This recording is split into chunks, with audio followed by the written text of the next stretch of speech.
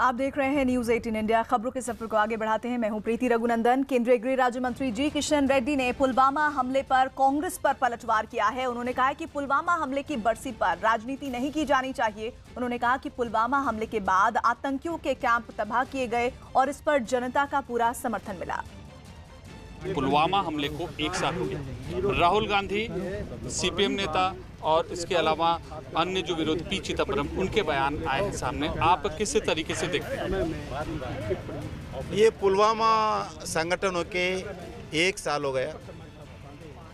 जैश ए मोहम्मद के उग्रवाद लगभग हमारे 40 सीआरपी जवानों को जान लेकर वो दिन शहीद होना पड़ा।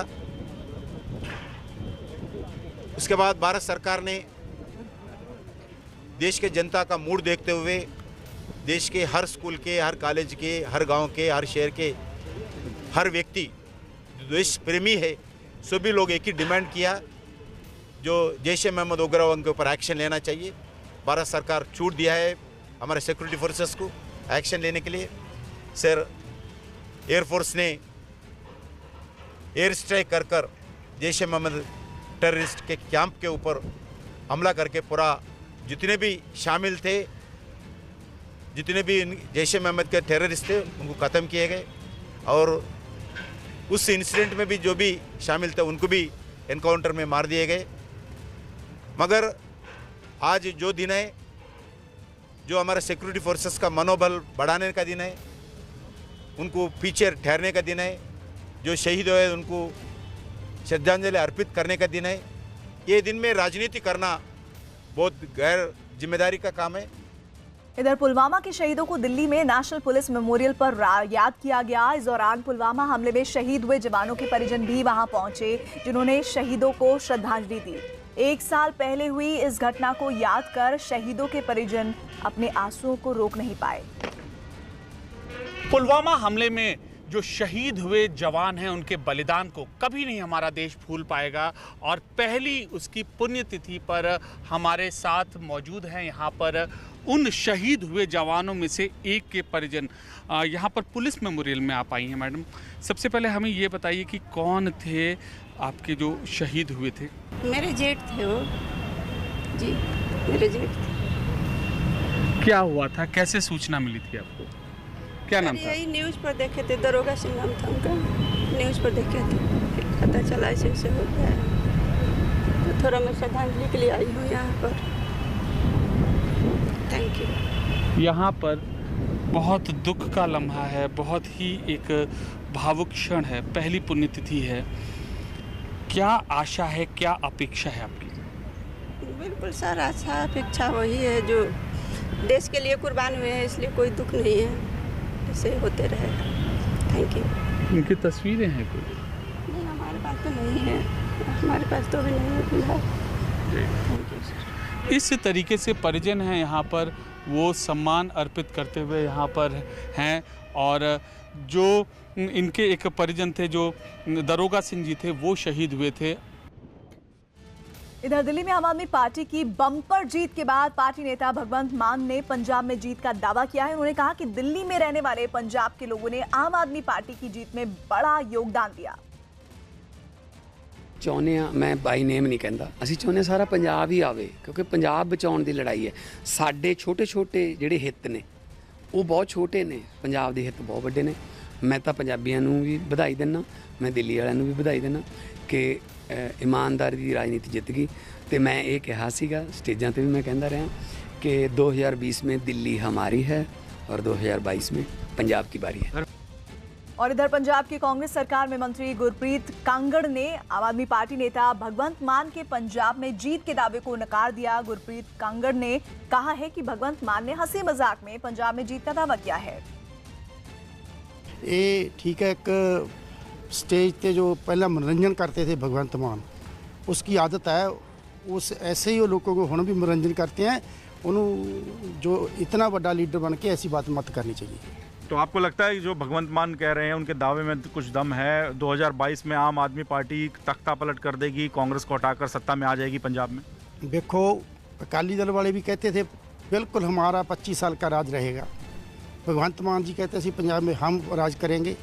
आज राज तो पंजाब के कांग्रेस पार्टी कैप्टन अमरिंदर सिंह कर रहे हैं और 22 में भी रिपीट करेंगे हम।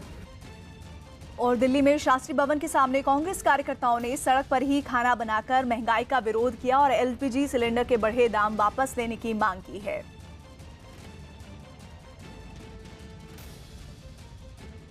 रसोई गैस के बढ़े दामों के खिलाफ कांग्रेस लगातार सड़कों पर उतर रही है। शास्त्री भवन के सामने आप ये देख सकते हैं कि प्रदर्शन और प्रदर्शन का नायाब तरीका गैस चूल्हा है, इसके अलावा रसोई गैस सिलेंडर है, इधर रोटी बनाई जा रही है, पकाई जा रही है। इसके अलावा देखिए यहाँ पर किस तरीके से और एक दर्शाने की कोशिश है कि किस तरीके से लोगों पर महंगाई की मार पड़ी। हमारे साथ में कांग्रेस के कुछ लोग हैं, कार्यकर्ता है, नेता है। ये बताइए कि आप लोग प्रदर्शन कर रहे हैं, एक दिन पहले भी प्रदर्शन हुआ था, आप क्या कहना चाहेंगे? चुनाव के पहले इन लोग ने 2 बात किया, जनता को करंट लगेंगे और गोली मारेंगे। सही किया बिल्कुल इन लोग ने। जो हाम महिला का रसोई में करंट लगाने का काम इन लोग ने किया, हाम महिला का पेट पे गोली चलाने का काम ये सरकार ने किया है।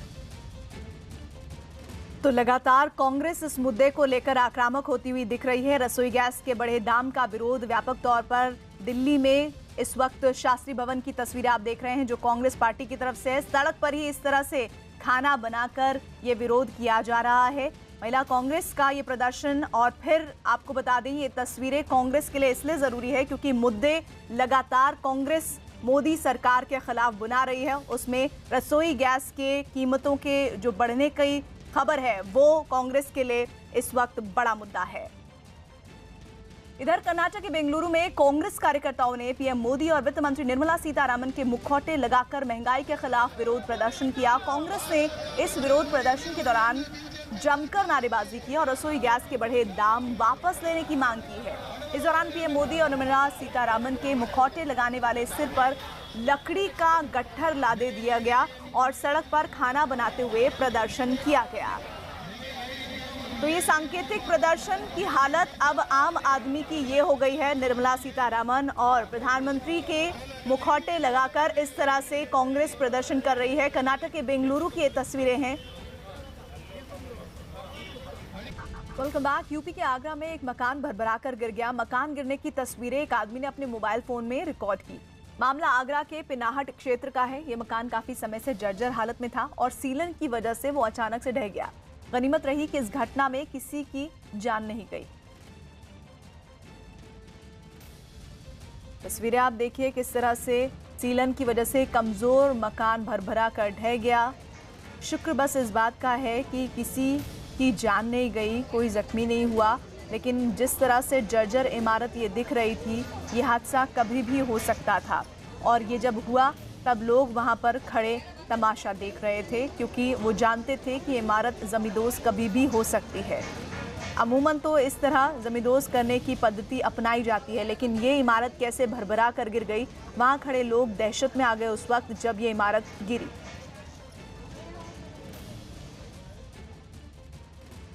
छत्तीसगढ़ के भाटापारा जिले में पंचायत अध्यक्ष के चुनाव के दौरान कांग्रेस कार्यकर्ता आपस में ही भिड़ गए। इस दौरान कांग्रेस के कुछ कार्यकर्ताओं ने अपने ही एक साथी की जमकर पिटाई की। बताया गया कि झगड़ा कांग्रेस के ही 2 उम्मीदवारों के गुटों में शुरू हुआ जो अपने अपने गुट के प्रत्याशी के लिए आपस में भिड़ गए, लेकिन मामला इतना बढ़ गया कि पुलिस को बीच बचाव में उतरना पड़ा।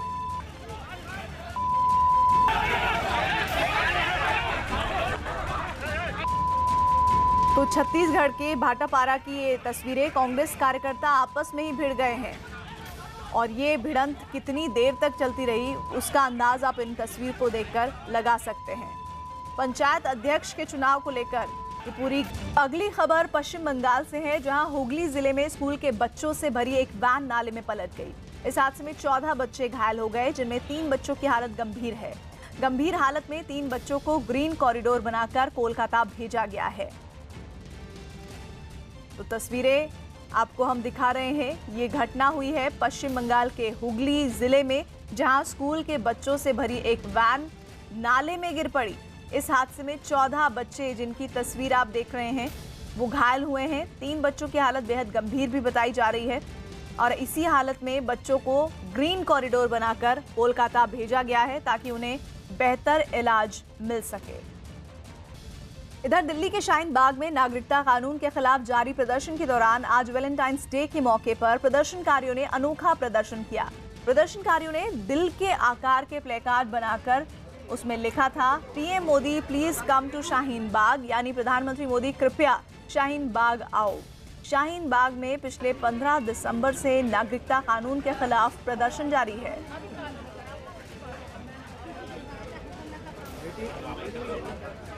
तो तस्वीरें गजब हैं। वैलेंटाइंस डे पूरी दुनिया में मनाया जाता है 14 फरवरी, प्यार के इजहार का दिन, लेकिन शाहीन बाग के लोगों ने इसमें भी अपनी बात को रखने का तरीका ढूंढ लिया।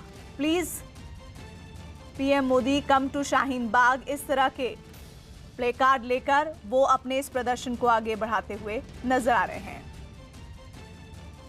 वैलेंटाइंस डे के मौके पर मेरठ में हिंदू स्वाभिमान संगठन के कार्यकर्ताओं की गुंडागर्दी देखने को मिली। इन लोगों ने सूरजकुंड पार्क में बैठे जोड़ों को गाली गलौज देकर धमकाया और उनसे मारपीट की। वीडियो में साफ दिखा कि हिंदू संगठन के लोग कैसे पार्क में बैठे लड़के और लड़कियों को धमका रहे हैं।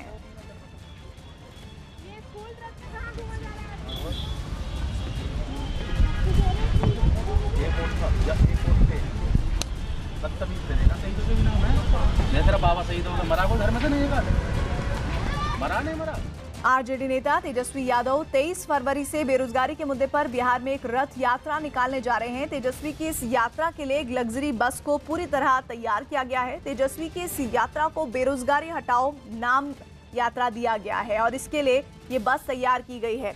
चंद्रमोहन हमारे साथ, हमारे सहयोगी इस खबर पर जुड़ रहे हैं। चंद्रमोहन, काफी हरी भरी बस नजर आ रही है। ये यात्रा का जो पड़ाव है कैसे तय किया गया है, कैसे कैसे कहां होकर गुजरेगी?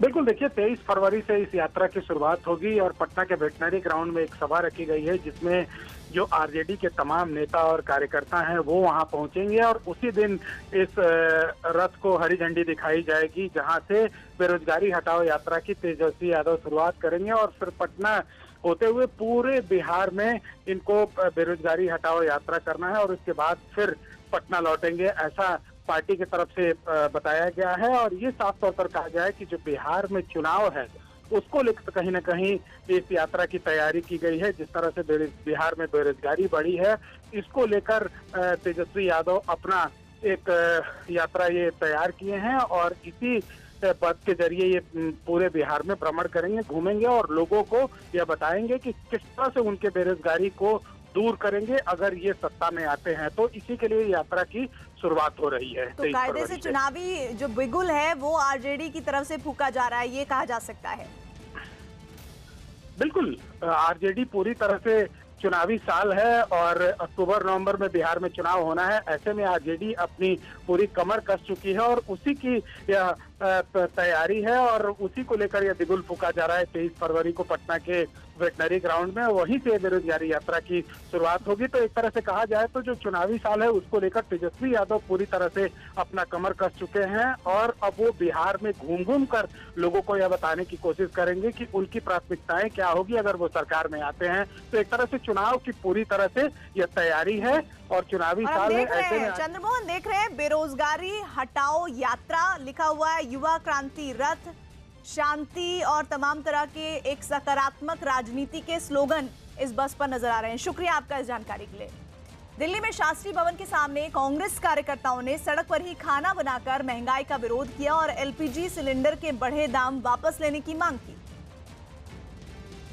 रसोई गैस के बढ़े दामों के खिलाफ कांग्रेस लगातार सड़कों पर उतर रही है। शास्त्री भवन के सामने आप ये देख सकते हैं कि प्रदर्शन और प्रदर्शन का नायाब तरीका गैस चूल्हा है, इसके अलावा रसोई गैस सिलेंडर है, इधर रोटी बनाई जा रही है, पकाई जा रही है।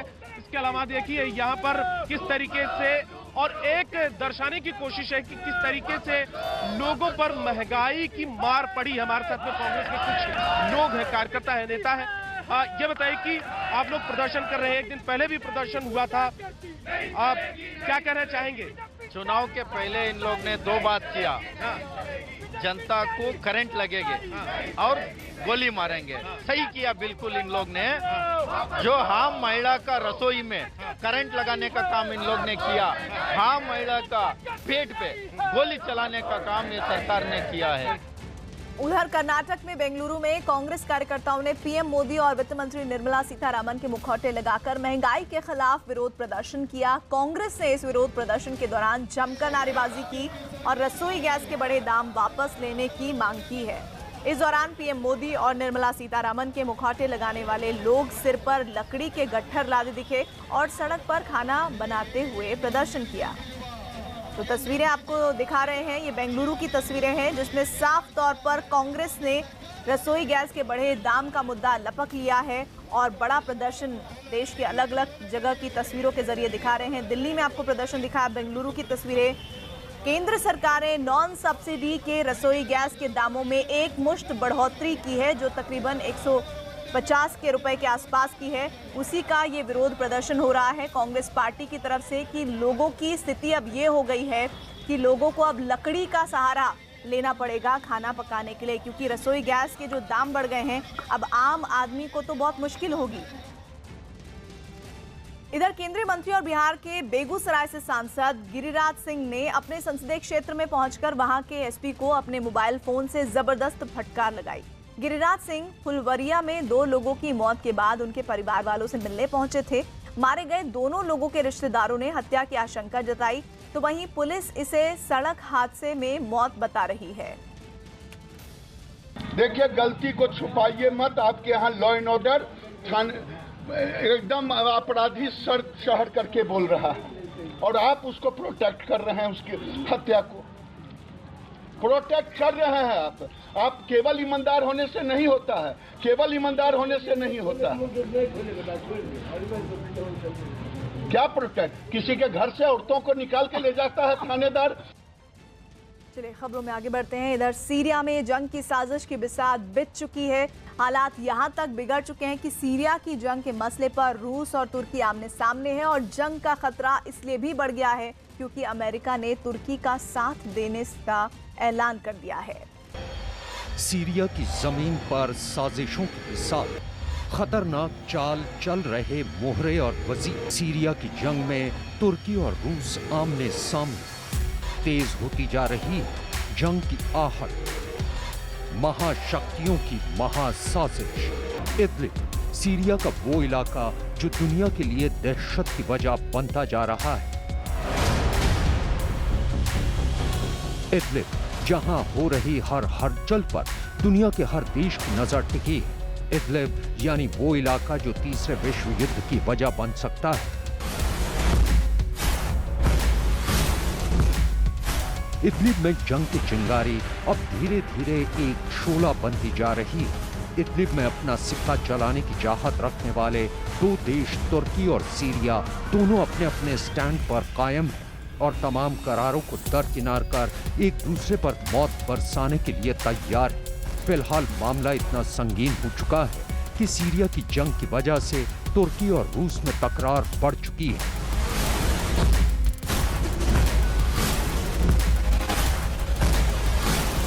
Şubat ayı sonuna kadar rejimi Soçi muhtırası sınırları dışına yani gözlem noktalarımızın gerisine çıkartmakta kararlıyız. Bunun için karada ve havada her ne gerekiyorsa çekinmeden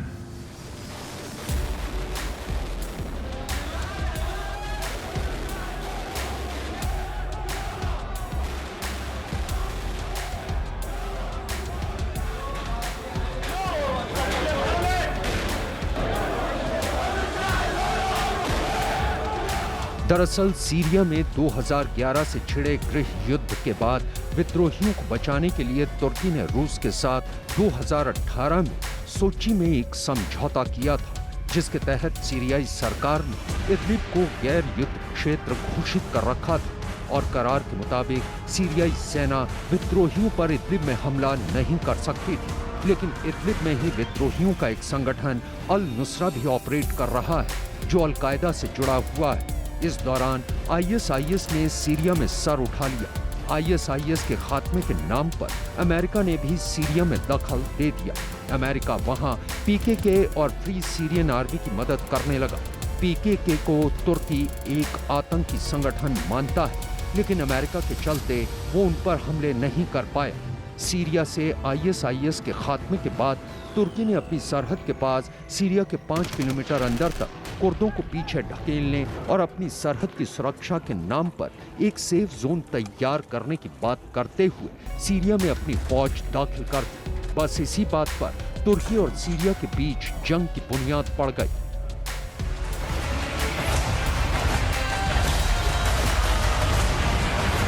इसके बाद तुर्की की सेना ने इदलिब का रुख किया और सूची में हुए करार के मुताबिक इदलिब में सीरिया सेना पर नजर रखने के लिए तुर्की ने 12 ऑब्जर्वेशन पोस्ट बना लिए। SAA यानी असद की सीरियन अरब सेना ने इदलिब पर कब्जे के लिए हमले शुरू कर दिए और धीरे धीरे कर कई इलाकों पर कब्जा कर लिया।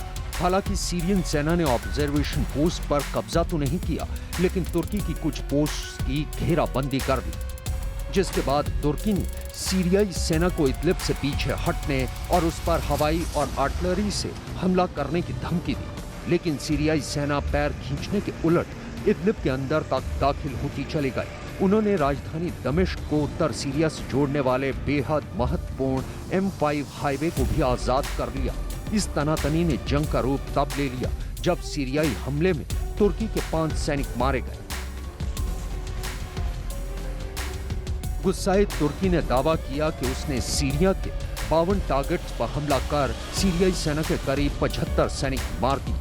इसके साथ ही तुर्की ने रूस पर आरोप लगाया कि वो भी सीरिया की मदद कर रहा है। तुर्की के आरोप पर रूस ने भी पलटवार करते हुए साफ किया कि सीरियाई सेना इदलिब में आतंकियों को निशाना बना रही है। तुर्की ने इदलिब से आतंकी गुटों को निष्क्रिय करने की जिम्मेदारी अपने ऊपर ली थी, लेकिन वो ग्रुप अब इदलिब से सीरियन फौज को निशाना बना रहे हैं और उसी फौजी ठिकानों पर भी उनका आक्रामक रुख है। हालांकि जंग के खतरे को देखते हुए तुर्की के राष्ट्रपति एर्दोगान ने बुधवार को रूस के राष्ट्रपति व्लादिमीर पुतिन से फोन पर बातचीत भी की थी, लेकिन दोनों की बातचीत बेनतीजा ही रही। Bugün Sayın Cumhurbaşkanımız Rusya Federasyonu Başkanı Vladimir Putin'le de bir telefon görüşmesi gerçekleştirmiştir ve önümüzdeki günlerde de bu sefer bizim heyetimiz Moskova'ya gidecek. Rus heyetleri 2 defa Ankara'ya gelerek बातचीत के दौरान भी सीरिया की सेना ने इदलिब में अपने हमले जारी रखे। दरअसल रूस और तुर्की के बनते बिगड़ते रिश्तों के पीछे अमेरिका और तुर्की के खट्टे मीठे संबंध हैं। चूंकि तुर्की ने रूस के साथ एयर डिफेंस सिस्टम S-400 की डील की थी, जिसके बाद अमेरिका और तुर्की के रिश्तों में दरार आने लगी थी। लेकिन सीरिया में विद्रोहियों की मदद के मामले पर तुर्की और रूस के संबंध बिगड़ने लगे। लिहाजा तुर्की एक बार फिर अपने नाटो सहयोगी अमेरिका के साथ खड़ा हो गया है। तुर्की के अमेरिकी पाले में वापस जाते ही अमेरिकी विदेश मंत्री माइक पोम्पियो ने भी तुर्की का साथ देने का ऐलान कर दिया। इदलिब में कल जो सैनिक मारे गए, मेरी संवेदनाएं उनके परिवार के साथ हैं। असद सरकार और रूस के लगातार हो रहे हमले रोके जाने चाहिए। मैंने जिम जेफरी को इन अव्यवस्था फैलाने वाले हमलों पर कदम उठाने की बातचीत करने के लिए अंकारा भेजा है। हम अपने नाटो साथी के साथ खड़े हैं। इसके बाद अमेरिका के सीरिया के लिए स्पेशल राजदूत जेम्स जेफरी ने अंकारा में तुर्की सरकार के आला अधिकारियों के साथ बैठक की और कहा कि तुर्की की पोस्ट पर सीरियन फोर्स का हमला नाकाबिले बर्दाश्त है। Bu tehdit Rusya ve Asad hükümetten geliyor. Hala şehitimiz başınız sağ olsun. अब सीरिया में छिड़े घमासान से ये साफ हो चुका है कि सीरिया में कभी विश्व की 2 महाशक्तियों के बीच एक ऐसा दंगल शुरू हो सकता है जिसका खमियाजा पूरी दुनिया को उठाना पड़ सकता है। यानी सीरिया का एक छोटा सा मैदान जंग वर्ल्ड वॉर 3 की शक्ल भी अख्तियार कर सकता है। सीरिया में जंग के खतरे के अलावा एक हादसे से भी लोग अमेरिकी फौज से बुरी तरह से नाराज हैं। सीरिया से आई खबर के मुताबिक एक अमेरिकी फौजी टुकड़ी और असद समर्थकों के बीच हुई झड़प में एक सीरियाई नागरिक मारा गया। एक शख्स बुरी तरह से घायल हो गया। इस हादसे के बाद से आलम यह है कि लोग जहां भी अमेरिकी फौज की गाड़ियां देखते हैं उन पर पत्थर बरसाने शुरू कर देते हैं। जंग के बाद अमेरिकी गोली से सीरियाई नागरिक की मौत, असद सरकार के समर्थकों से हुई थी झड़प, आखिर किस ओर जा रही सीरिया की जंग। बुधवार को सीरिया के एक छोटे से गांव खिरबेटमो की सड़क मौत की सड़क में तब्दील हो गई। बुधवार को भारी भरकम वक्ताबंद अमेरिकी गाड़ियों का काफिला अमेरिकी झंडा लहराते हुए यहां से गुजर रहा था, लेकिन अचानक काफिले को रुकना पड़ा। अमेरिकी सैन्य टुकड़ी का रास्ता रोक दिया गया था। एक तरफ अमेरिका की टुकड़ी और दूसरी ओर खिरबेटमो के एक गांव के सैकड़ों लोग। अब सवाल उठता है, ये सब आखिर क्यों हुआ?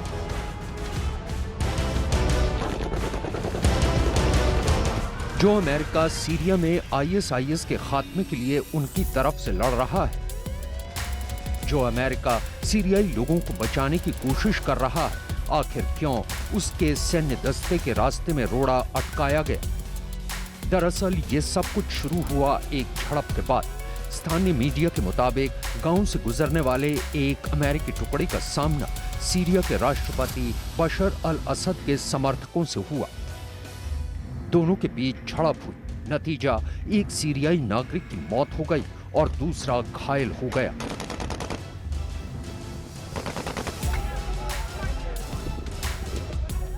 मीडिया में आई खबरों के मुताबिक ये झड़प उस वक्त हुई जब स्थानीय लोगों ने अमेरिकी काफिले पर पथराव किया और गाड़ियों पर लगे अमेरिकी झंडे उतारने की कोशिश की। सामने आई तस्वीरों में साफ दिख रहा है कि एक सीरियाई नागरिक अमेरिका का झंडा हाथ में लिए हुए अमेरिकी सैनिक से बहस कर रहा है।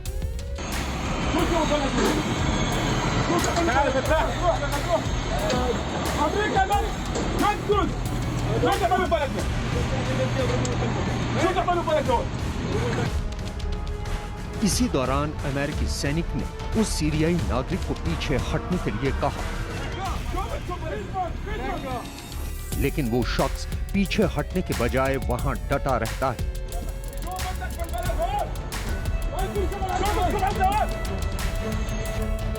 मामला गर्माता देख कई और सैनिक गाड़ियों से निकला। किसी तरह मामला शांत कर अमेरिकी सैन्य टुकड़ी आगे बढ़ने की कोशिश करती है, लेकिन आगे के रास्ते में गड्ढा होने की वजह से रुक जाती है। इस दौरान एक स्थानीय नागरिक बाल्टी में कुछ भरकर अमेरिकी सैन्य काफिले पर फेंकने की कोशिश करता है। अमेरिकी सैनिकों ने बीच बचाव की पूरी कोशिश की, लेकिन जब मामला हाथ से निकलता दिखा तो बंदूकें निकल गई। अमेरिकी सैनिकों ने हालात खराब होते देख गांव वालों को चेताया भी, लेकिन बात बिगड़ती चली गई। अचानक फिजा गोलियों की तड़तड़ाहट से गूंज उठी।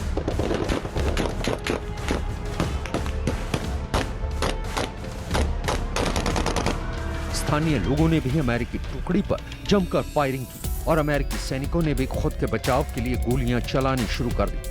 नतीजा ये रहा कि एक सीरियाई नागरिक मारा गया और एक बुरी तरह से घायल हो गया। इस घटना को सीरिया के तमाम स्थानीय चैनलों पर दिखाया गया। उसके बाद से ही सीरियाई नागरिक की मौत की बात सीरिया में जंगल की आग की तरह फैली और तभी से सीरिया में कई जगहों पर अमेरिकी सैन्य टुकड़ियों पर स्थानीय लोग जमकर पत्थरबाजी कर रहे हैं। खबर कोरोना वायरस से जुड़ी हुई। कोरोना वायरस को दुनिया भर के लिए बड़ा खतरा माना जा रहा है। WHO ने भी इस वायरस के चलते वर्ल्ड हेल्थ इमरजेंसी का ऐलान कर दिया है।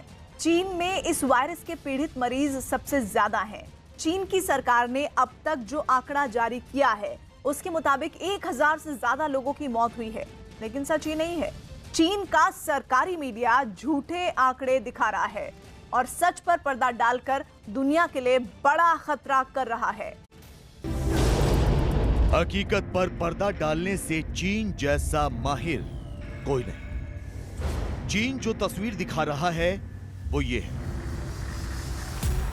चीन की सरकारी मीडिया की ओर से जारी ये तस्वीरें दिलासा देने वाली।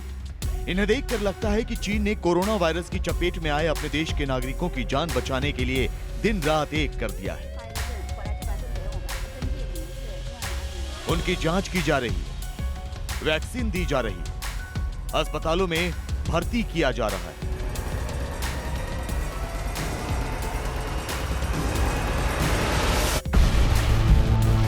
चीन की कम्युनिस्ट सरकार की ओर से जारी की गई इन तस्वीरों को देखकर लगता है कि चीन में जैसे हालात काबू में हैं। कोरोना वायरस से फैली महामारी को जल्द काबू कर लिया जाएगा, लेकिन हकीकत ये नहीं है।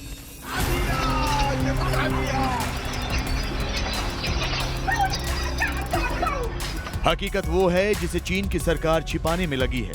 आज न्यूज़ 18 इंडिया आपको दिखाने वाला है चीन पर कोरोना वायरस कितना बड़ा कहर बनकर टूटा है।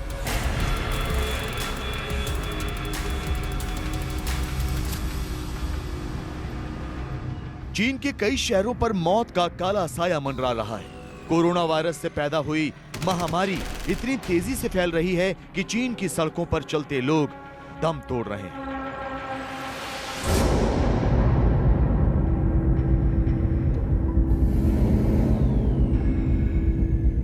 ये तस्वीर चीन से सोशल मीडिया के जरिए बाहर आई।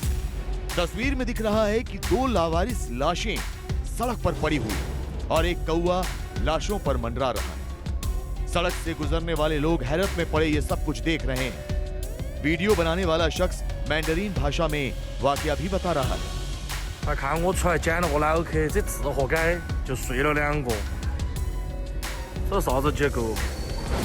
इंटरनेशनल मीडिया में ये खबर सुर्खियां बनी हुई। चीन से आई इस दूसरी तस्वीर में भी यही दिख रहा है। यहां भी सड़क पर गाड़ी के पीछे एक लाश पड़ी नजर आ रही है।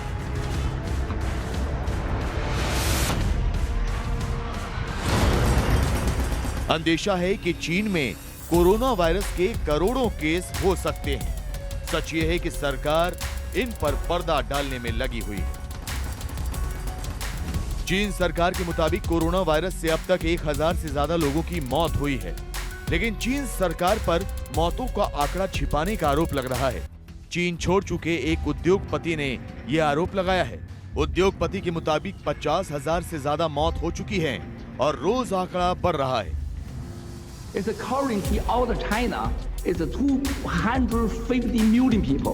ये हैं देश छोड़ चुके चीन के नागरिक और बड़े उद्योगपति गुओ वेंगुई। गुओ फिलहाल अमेरिका में रहते हैं और चीन सरकार के खिलाफ आवाज उठाते रहते हैं। गुओ ने अमेरिकी मीडिया में जो बताया वो सुनिए। Wuhan totally is the 49. The 24 hours work, they burn the dead body. Every day is 1,200. They work more than 17 days. Only Wuhan, but now they are in the megapolis. It's a currently out of China is 250 million people. How many people really get confirmed case? And this is outbreak. But this is the outbreak in half China, 200 million people. So I get inside information. Is the truth is 1.5 million people is is the not only emotion, is the confirmed case. And that's the people now is the burn the body more than 50,000, not 30,000 up to now. Guo के इस आंकड़े का सच क्या है कोई नहीं जानता, लेकिन इसे सिरे से खारिज भी नहीं किया जा सकता। इसकी वजह है ये तस्वीर। ये सैटेलाइट तस्वीर है जो चीन के उद्योगपति के दावे को सच साबित कर सकती है। सैटेलाइट इमेज में वुहान के ऊपर सल्फर डाइऑक्साइड गैस छाई हुई है। शवों को जलाने पर बहुत ज्यादा मात्रा में सल्फर डाइऑक्साइड गैस निकलती है। इससे अंदेशा लगाया गया कि चीन मरने वालों का आंकड़ा छिपाने के लिए शव जला रहा है। चीन सरकार के मुताबिक चीन में सब कुछ ठीक है, लेकिन चीन से बाहर आने वाले वीडियोस भयावह तस्वीर दिखाने वाले हैं। सोशल मीडिया पर वायरल इन तस्वीरों में दिख रहा है कि चीन के वुहान शहर को पूरी तरह से बंद कर दिया गया है।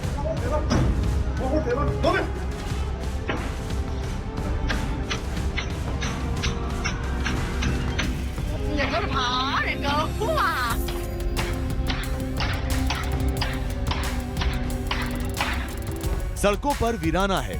वुहान ही वो शहर है जहां से कोरोना वायरस फैलने की शुरुआत हुई। वुहान में कोरोना वायरस के सबसे ज्यादा मरीज हैं।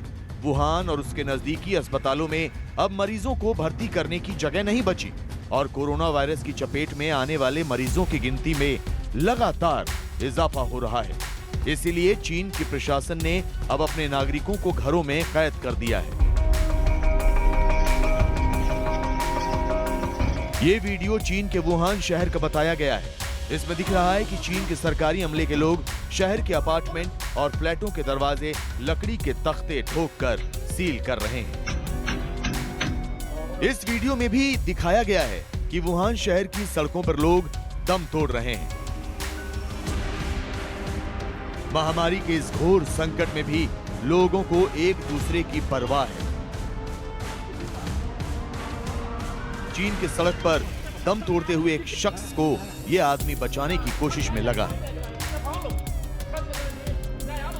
चीन में मेडिकल इमरजेंसी के चलते ग्लव्स और मास्क जैसी चीजों की भी किल्लत हो गई है। वुहान शहर में एक मास्क के लिए कई किलोमीटर लंबी कतार लगी है।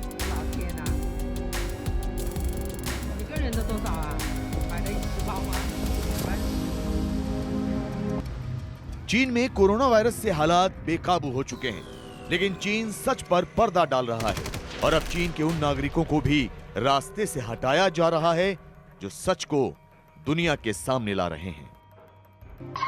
दरअसल जिनपिंग सरकार नहीं चाहती कि कोरोना वायरस से मरने वालों का सही आंकड़ा दुनिया को पता चले, इसलिए झूठे आंकड़े दिए जा रहे हैं। चीन में 2 सिटीजन जर्नलिस्ट गायब हो चुके हैं।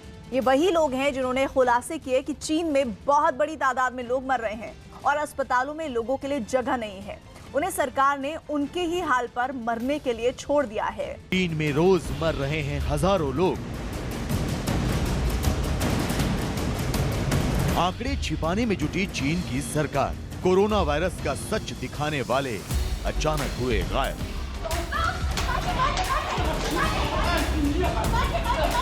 चीन में कोरोना वायरस से रोजाना मौत का आंकड़ा बहुत तेजी से बढ़ रहा है और जिस तेजी से मौत अपने पांव पसार रही है, उससे भी तेज चीन की सरकार अपने झूठ का प्रचार प्रसार करने में जुटी हुई है। लेकिन सच ये है कि चीन की सरकार भी हालात काबू नहीं कर पा रही। हुबेई प्रांत में 12 फरवरी को यानी एक ही दिन में 242 लोगों की मौत हो गई। हुबेई प्रांत में ही एक ही दिन में 15,000 नए मरीज भी मिले। वुहान शहर को बंद कर दिया गया है और वहां के नागरिकों को तो चीन सरकार कैद कर चुकी है, लेकिन बाकी शहरों में चीन के नागरिकों को जबरन उठाकर निगरानी केंद्रों में पटका जा रहा है। चीन का सरकारी अमला लोगों को घर से जबरन निकाल रहा है। चीन में मेडिकल सुविधाएं मुहैया कराने वाले लोगों को कुछ इसी तरह से घरों से खींच कर निगरानी केंद्र में ले जा रहे हैं। चीन के स्वास्थ्य कर्मी घर घर जाकर लोगों की जांच कर रहे हैं। शहर के हर नागरिक का टेम्परेचर चेक किया जा रहा है। टेम्परेचर बढ़ा होने पर जबरन निगरानी केंद्रों में डाला जा रहा है। इसी कड़ी में लोगों के साथ हेल्थ वर्करों की लड़ाई भी हो रही है। ये तस्वीरें चीन की सोशल मीडिया साइट वेइबो पर वायरल है। इसमें हेल्थ वर्कर एक महिला का टेम्परेचर लेने की कोशिश करता है, लेकिन महिला उस पर हमला बोल देती है। उसके बाद हेल्थ वर्कर महिला को एक के बाद एक कई घूंसे मारता है। चीन में कुछ इसी तरह के हालात बने हुए हैं। मौत का मातम है, लोगों में डर है, इलाज की कमी है। यही सब दिखाने वाले 2 सिटीजन जर्नलिस्ट अब गायब हो चुके हैं। चेंग ट्विटर और वीडियो ब्लॉग के जरिए चीन में फैली महामारी की हकीकत बयान करते थे। 长椅上躺的是人，走廊里夹的是床，厕所门口夹的都是床，60%-70%的人在吸氧，还有一些人是吸那种戴面罩的高压氧往里打。他如果不是肺炎的话，干嘛要用高压氧？ चेंग ने ये खुलासे फरवरी की पहली तारीख को किए थे, लेकिन अब चेंग का कोई अता पता नहीं। 7 फरवरी से चीन के सिटीजन जर्नलिस्ट चेंग लापता है। चेंग की मां ने 7 फरवरी को आखिरी बार उनसे बात की थी। घर वालों के मुताबिक 7 फरवरी की शाम से चेंग का फोन नहीं लग रहा। चीन में कोरोना वायरस के कहर की हकीकत बयान करने वालों के साथ यही हो रहा है। ये है फैगबिन। फैगबिन भी चीन की तरह दुनिया को कोरोना वायरस के कहर से रूबरू करा रहे थे। उन्होंने वीडियो जारी करके चीन सरकार के बारे में कई अहम खुलासे भी किए थे। 大家一定要行动起来，要传播，要把真相传播出去。今天的肺炎，今天的武汉肺炎，既是天灾，也是人祸，更是人祸。他们开始掩盖，把李文亮医生他们的真实声音压制，甚至训诫。 फैंग ने अपने वीडियो में चीन के अस्पतालों और मरीजों के बुरे हालात दिखाए। फैंग चीन के कपड़ा कारोबारी और समाज सेवी हैं। वो सोशल मीडिया पर लगातार महामारी की वीडियो पोस्ट कर रहे थे। 9 फरवरी से फैंग ने कोई वीडियो पोस्ट नहीं किया। 9 फरवरी से फैंग का कोई अता पता नहीं। जाहिर है कि चीन की सरकार उन लोगों को भी निशाना बना रही है जो महामारी की हकीकत को दुनिया के सामने रख रहे हैं। चीन में लगातार मरीजों की गिनती बढ़ रही है। मौत का आंकड़ा तेजी से बढ़ रहा है, लेकिन चीन अपनी तानाशाही और मक्कारी से बाज नहीं आता।